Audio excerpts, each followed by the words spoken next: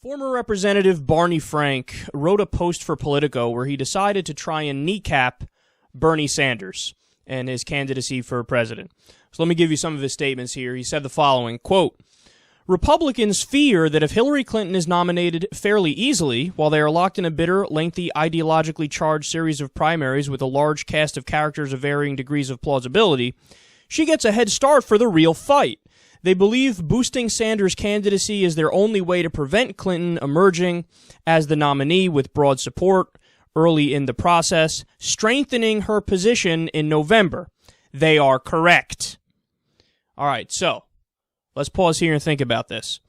He's saying, you know that theory that the right-wingers have? I agree with it. It's totally true. Now, not to say the right wing has never been right, but usually when you're in agreement with people like Bill Kristol, as he'll reference later on in his piece here, you might want to reevaluate your position. And let's be clear, this is the same argument that's trotted out for every single election. They say, don't support the better candidate, don't support the more progressive candidate, do unilateral disarmament, give up, support the more establishment candidate, because you don't want the establishment candidate to have any problems or have any dirt on them or be too far left going into the general election where they'll have to run to the middle. We've heard this before, man. You know, just shut up and go with the one who's the behemoth and who's the front runner, because if you do that, we'll have a better chance of beating the other guys. Yeah, but Barney, you're missing it. What if the person who you want, the person who is the front runner, the person who is the behemoth, is Republican light? So what you're saying is choose Republican light over Republican original, and we're supposed to be excited about it.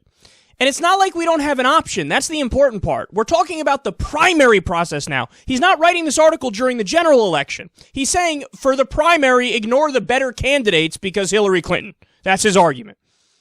So as you can tell, I'm not a fan of it thus far. He continues. I know there is a counter-argument made by some on the Democratic left that a closely contested nomination process will help our ultimate nominee, that Clinton will somehow benefit from having to spend most of her time in campaign funds between now and next summer proving her ideological purity in an intra-party fight, like Mitt Romney in 2012, rather than focusing on her differences with the conservative she will face in the election. But neither an analysis of the current political situation nor the history of presidential races supports this.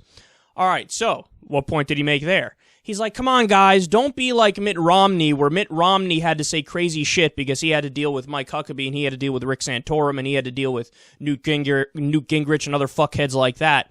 You know, he was pulled to the far right, so then in the general election, it hurt him. So, we don't want to make the same mistake where Hillary's pulled so far to the left that in the general election, it's going to hurt her. What's the problem with that argument? The so-called far left is not ridiculous like the far right. The far right says dumb shit that's factually incorrect and that is basically fascist or borderline theocratic.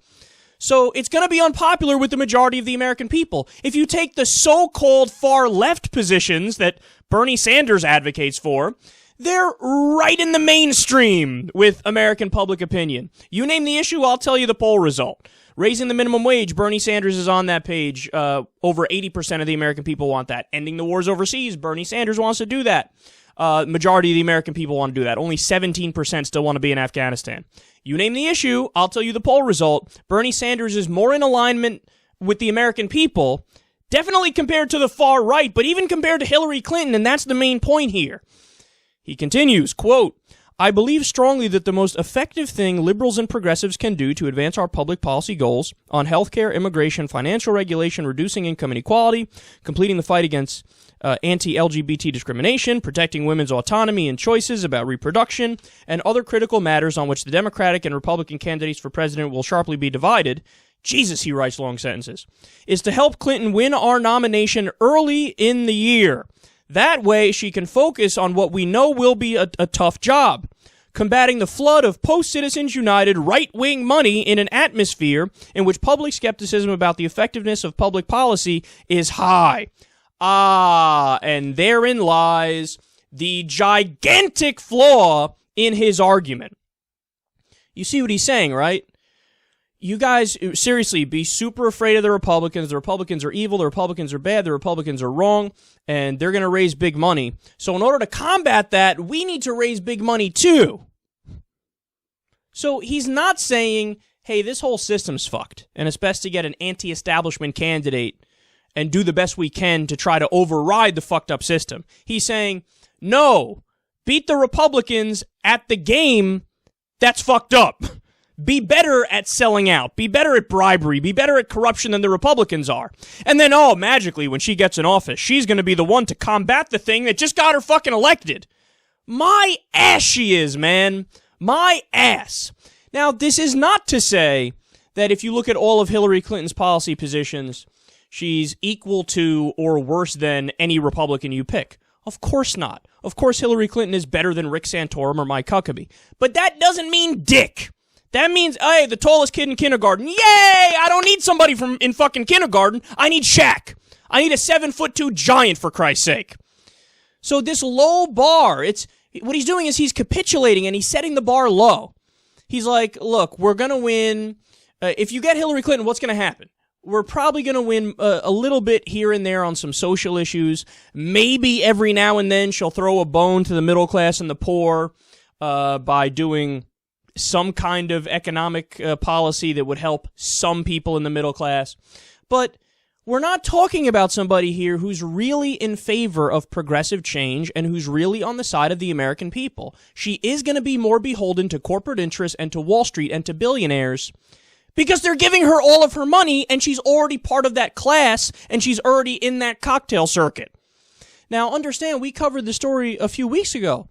Did you know that people on Wall Street are backing Hillary Clinton over even any of the Republicans? And get this, they admit in the article, I think it was Politico who did it, irrelevant. Either way, they admit in the article, they say, we get it.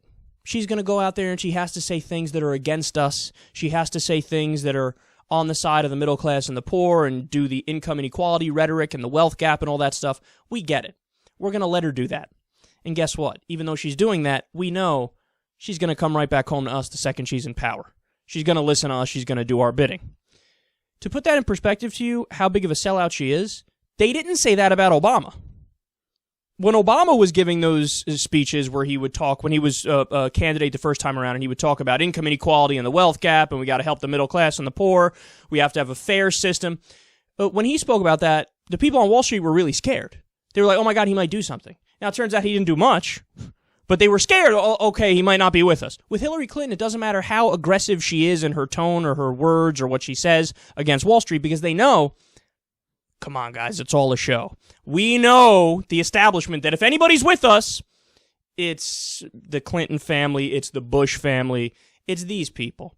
The dynasty families, the legacy families, the American royalty families. They're not going to be a traitor to their class, like FDR was, for example. He was from an upper-class family. He got in power. All the rich people said, you're betraying us by actually caring about the other people. They know, Hillary Clinton, it's a wink and a nod. Oh, I care so deeply about the middle class and the poor. And the Wall Street guys are in the corner. She's good at acting, isn't she? Again, man, don't get me wrong. I'm not doing a full false equivalence here where I say Rick Santorum and Hillary Clinton equal. Mike Huckabee and Hillary Clinton equal. Jeb Bush, Hillary Clinton equal. No. I'm admitting and I'm granting Hillary Clinton would be better on some social issues, and maybe every now and then she'd throw a bone on an economic issue. But overall, she's not going to do real progressive change, which is absolutely necessary at this time. We need a transformative figure, guys. We need a new FDR. We need somebody not to do half measures like Obama's doing, for example, and there are some good things he's done, of course, but we need somebody that instead of trying to get the backroom deal to get us Obamacare, the watered-down healthcare reform, we need somebody that's going to fight tooth and nail for single payer. We need somebody that's going to do, instead of watered-down Dodd-Frank reform, we need somebody who's going to bring back Glass-Steagall. We need somebody, instead of doing the weak-ass stimulus package, we need somebody who's going to do a New Deal. That person is not Hillary Clinton. That person is Bernie Sanders.